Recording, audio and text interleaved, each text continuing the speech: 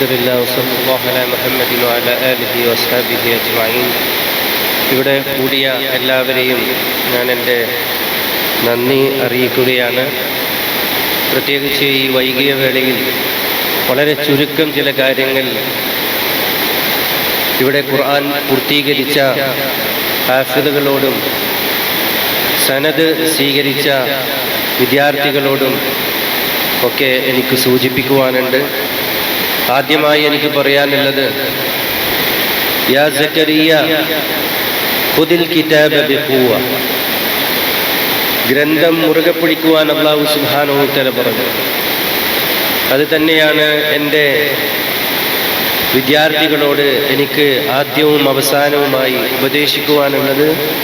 അള്ളാഹുവിൻ്റെ ഗ്രന്ഥം വാരിപ്പുണരുക, അതിനെ മുറുകെ പിടിക്കുക.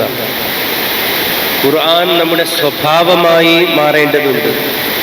നമ്മളൊരു സഞ്ചരിക്കുന്ന പരിശുദ്ധ ഖുർആനായി തീരേണ്ടതുണ്ട്. ഇൻഷാ അല്ലാഹ് നമ്മുടെ ചിരി ഖുർആനാക്കി നമ്മുടെ മാറ്റണം. നമ്മുടെ നടത്തം പരിശുദ്ധ ഖുർആൻ പറഞ്ഞതുപോലെ ലളിതമായി നടന്നു പോകുന്നവരാണ്, അഹങ്കാരത്തോടുകൂടി ഭൂമിയിൽ ജീവിക്കുന്നവരല്ല എന്നൊക്കെ അല്ലാഹു സുബ്ഹാനഹു വ തആല വിശേഷിപ്പിച്ച ആ വിശേഷ ഗുണങ്ങൾ എല്ലാം എടുത്തണിയുന്ന ആളുകളായി തീരുവാൻ നമുക്ക് കഴിയണം.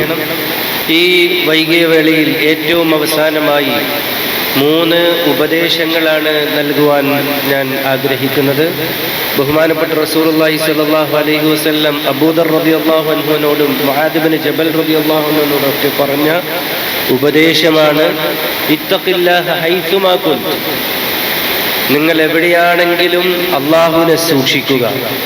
വഅത്ബിഇസ് സയ്യിഅത അൽഹസനത തംഹൂഹ വഅത്ബിഇസ് സയ്യിഅത അൽഹസന തംഹൂഹ.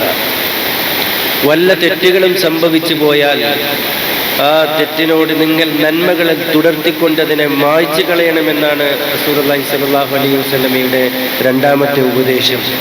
3ാമത്തെ ഉപദേശം, എല്ലാ ജനങ്ങളോടും നിങ്ങൾ സൽസ്വഭാവത്തോടു കൂടി വഖാലിഖിൻ നാസ ബിഖുലുഖിൻ ഹസനിൻ, നല്ല സ്വഭാവത്തോടു കൂടി പെരുമാറണമെന്നാണ് നബി സല്ലല്ലാഹു അലൈഹി വസല്ലം ഉപദേശിച്ചിരിക്കുന്നത്.